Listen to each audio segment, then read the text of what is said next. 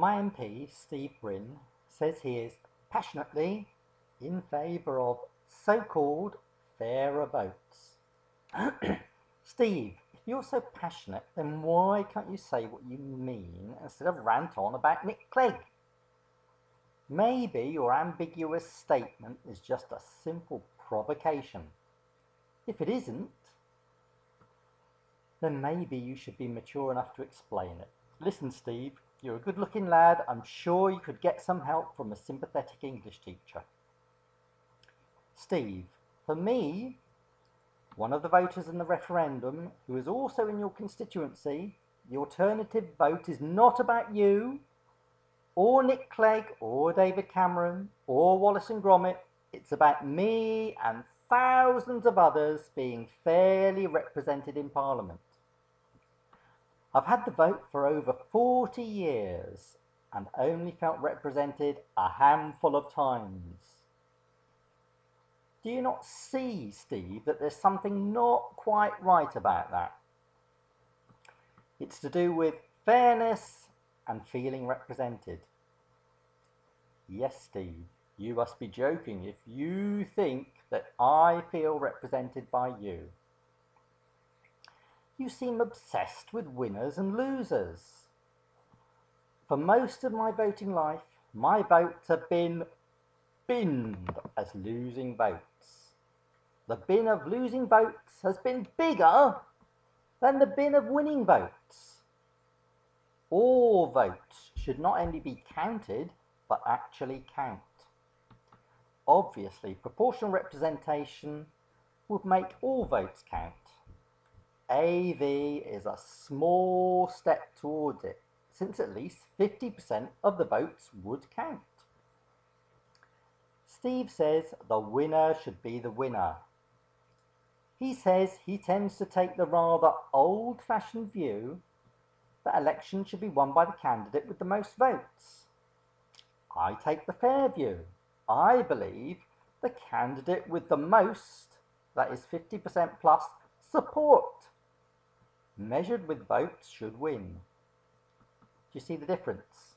It's not the number of the votes, it's the amount of support, Steve. Did you get that? The candidate with the most support should win. Steve says AV is not wanted. Dear Steve, I and others do want it.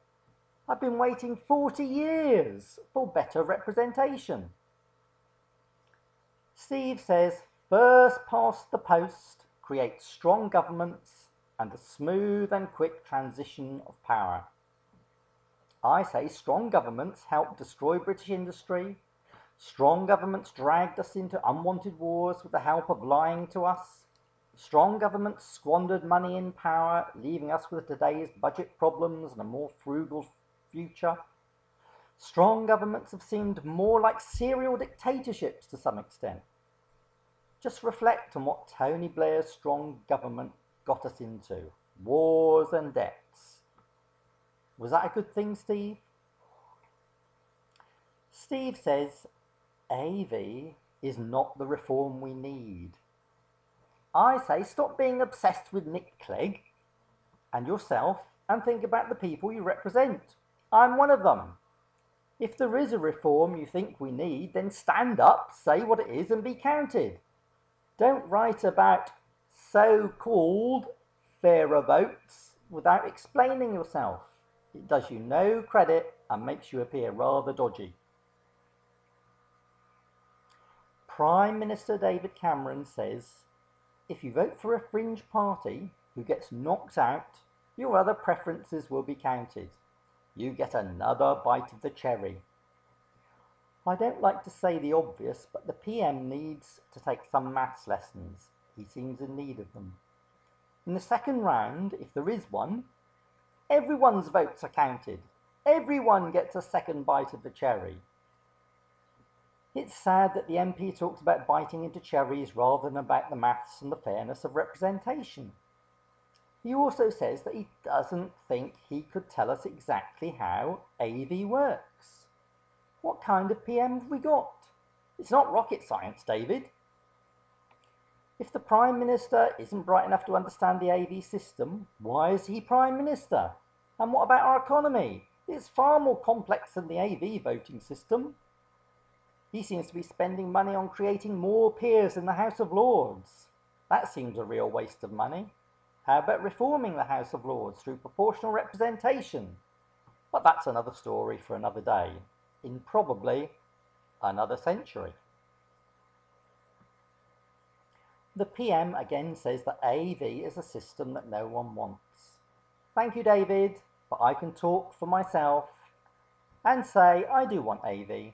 I would prefer proportional representation, but at least AV is part way and better than the minority representation of some governments so far.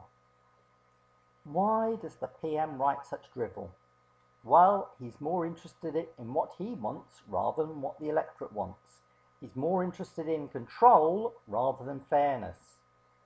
Have you seen the advert supporting the no side on TV? The one with the poorly prepared teacher and the clueless students? If she was a real teacher, she would have just made herself virtually unemployable in education. If students were as inept as that, then the country is going down the drain. Students aren't really that daft, though.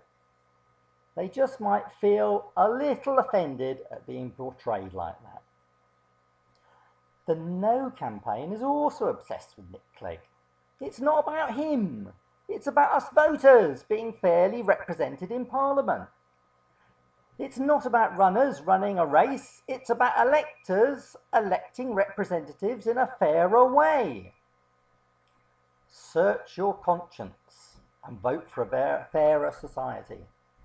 Vote for AV. It's a tiny step in the right direction. I've been waiting over 40 years for it.